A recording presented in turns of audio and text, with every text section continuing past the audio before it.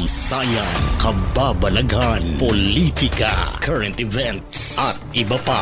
Huwag magpahuli, ating alamin, tuklasin dito sa Historiador Filipino.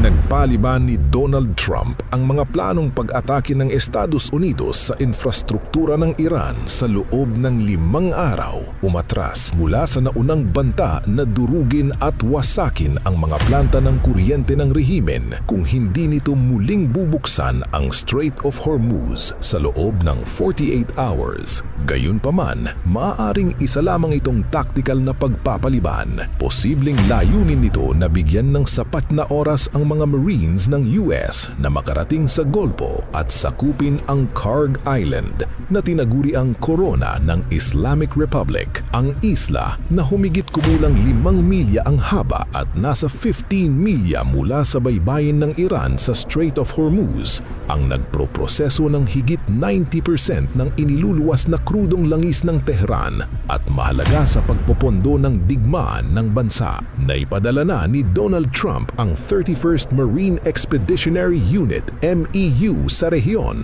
na binubuo ng USS Tripoli, pati ang USS San Diego at USS New Orleans, kasama ang humigit 2,200 Marines. Bukod dito, isang kaparehong lakas militar na pinamumunuan ng USS Boxer ang umalis mula San Diego patungong gitnang silangan. Sa kasalukuyan, pinag-aaralan ng mga matataas na opisyal ng militar ang posibilidad na magpadala ng Combat Brigade mula sa 82nd Airborne Division ng Hukbo upang suportahan ng operasyon sa Iran. Ayon kay Victoria Coates, ang 5 araw na paghinto ay isang kalkuladong hakbang. Wala raw mawawala sa Pangulo kung hindi agad targetin ang mga planta ng kuryente. Dagdag pa niya, sa pagtatapos ng pansamantalang tigil putukan, inaasahang nakapwesto na ang unang grupo ng US Marines sa Golpo na magbibigay kay Trump ng opsyon na lusubin ang Kharg Island bilang malaking pag-escalate ng digmaan. Noong March 13, binomba na ng US ang Kharg. Tinamaan ng mahigit 90 target militar ng Iran kabilang ang air defense systems, imbakan ng missile at isang naval base. Ngulit hindi ginalaw ang mga pasilidad ng langis. Ayon kay Trump, maaari niya itong sirain anumang oras, ngulit iniwan muna ito para sa posibleng muling pagbangon ng bansa sa hinaharap. Tinatarget ng US ang isla dahil ito ang sentro ng industriya ng langis ng Iran, kilala rin bilang Forbidden Island at mahalaga sa kita ng gobyerno. Maaari rin itong gamitin bilang pang-pressure kapag nasakop ang Kharg, mapuputol ang kita sa langis at mapipilit ang Iran na muling buksan ng Strait of Hormuz na dinadaanan ng 20% ng pandaigdigang supply ng langis at liquefied natural gas. Ang halos pagsasara ng rutang ito ay nagdulot ng pinakamalalang krisis sa langis mula pa noong 1970s at nagtaas ng presyo ng gas sa Europa ng hanggang 35%.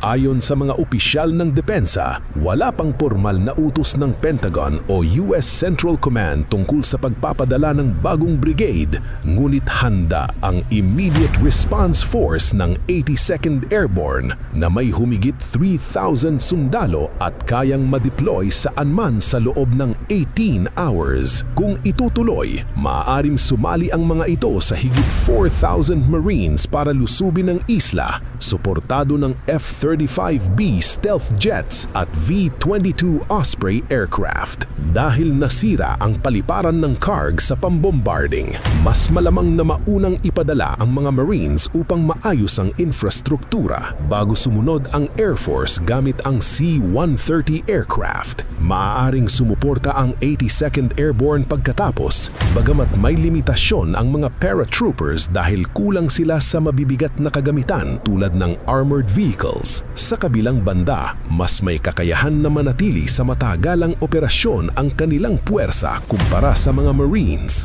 Noong unang bahagi ng Marso, kinansel ng hukbo ang isang malaking training exercise ng unit na nagdulot ng spekulasyon na maaaring ipadala ang mga sundalo sa gitnang silangan.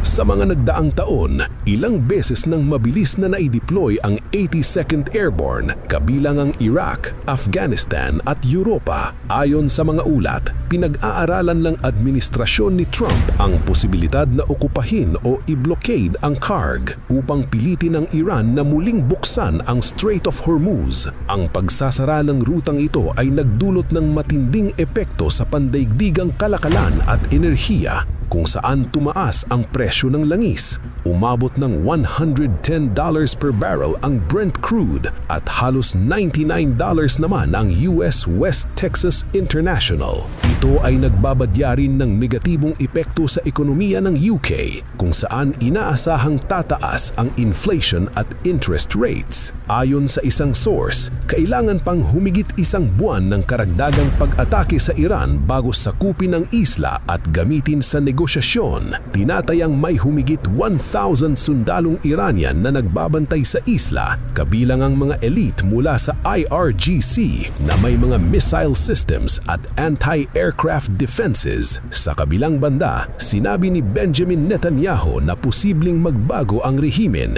ngunit nasa kamay pa rin ng mamamayan ng Iran ang huling desisyon.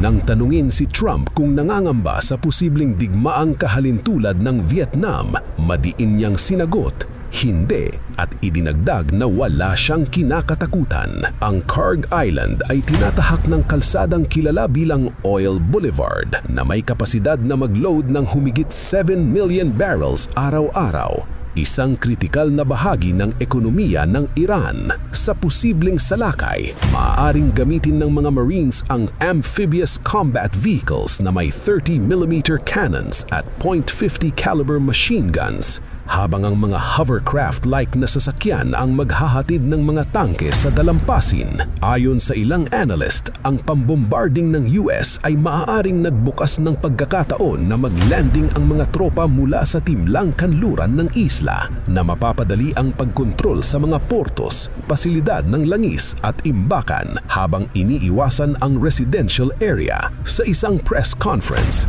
binanggit ni Netanyahu na mahalaga rin ang ground forces bukod sa airstrikes at maraming opsyon ang kanilang iniialalay, ngunit hindi niya ibinahagi ang detalye ng mga ito. Samantala, nagbabala si Donald Trump na tatamaan ng mas matindi ang Iran higit pa sa anumang naranasan nito noon kung hindi kikilalanin ng Tehran na sila ay natalo sa militar.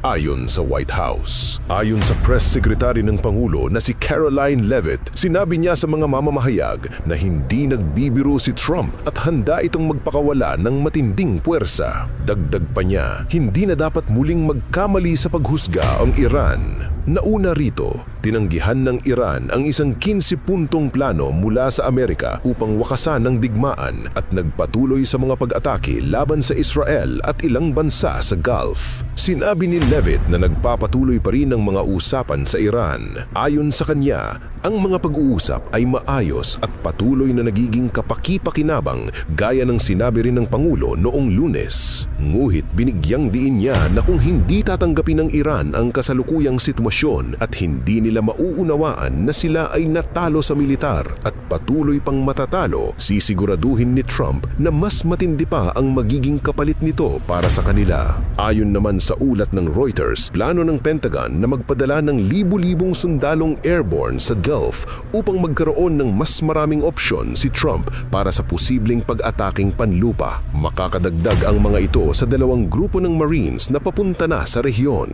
Ang unang unit ay maaaling dumating sa katapusan ng buwan sakay ng isang malaking barkong pandigma. Nagbabala rin ng isang hindi pinangalanang pinagmulan mula sa militar ng Iran ayon sa Tasnim News Agency na maaaring magbukas ang Iran ng panibagong labanan sa bunganga ng Red Sea kung aatakihin ang kanilang teritoryo. May kakayahan umano ang Iran na magdulot ng seryosong banta sa Bab al-Mandab Street na nasa pagitan ng Yemen at Djibouti. Samantala, sinabi ni Mohammad Bakir Kalibaf na aatakihin ng kanyang bansa ang isang kalapit na bansa kung makikipagtulungan ito sa mga kaaway upang sakupin ang alinman sa kanilang mga isla. Mukhang mahirap itong gustong ipagawa ni Trump na pilitin ang Iran para sabihing natalo na sila dahil mukhang wala sa bokabularyo ng Iran ang aminin na nadurog sila. Kaya kahit na ilang biyang na ng barko nilang pandigma ang lumiyab at nasunog sa airstrike ng US at Israel ay hindi nila inaamin ito at patuloy nilang sinasabing malakas pa rin sila. Magkakaalaman na talaga sakaling lumusob na ang ground forces ng Estados Unidos at paniguradong suportado ito ng ilang Muslim countries kagaya ng Saudi na atat na ring mapulbos ang Iran, ganon din ang Qatar at Kuwait na galit na rin sa Iran. Ang tanong, paano na kaya tayo dito sa Pinas kapag wala na tayong mapagkuhanan ng langis kapag lumala pa lalo ang gyera? Buti sana kung mabawi lahat ng mga ninakaw ng mga politiko sa kaban ng bayan at maipamahagi sa lahat ng mga mamayan na naghihirap dahil sa krisis. Kasi kahit walang gasolina basta't may siguradong bigas, ulam at gamot kung kinakailangan sa mga kabahayan ay kahit papaano maitatawid pa hanggang sa bumalik sa normalang sitwasyon. Pero mukhang malabo nga ito dahil mabilis lang ang Pinas sa nakawan pero sa pag-alagala sa kanilang mamamayan ay mukhang wala ka talagang maaasahan. Kung gusto nyo ng mga ganitong klaseng videos, panoorin, pindutin ang notification bell, mag-subscribe at i-share sa mga kaibigan. Maraming salamat po hanggang sa susunod dito sa Historiador Filipino.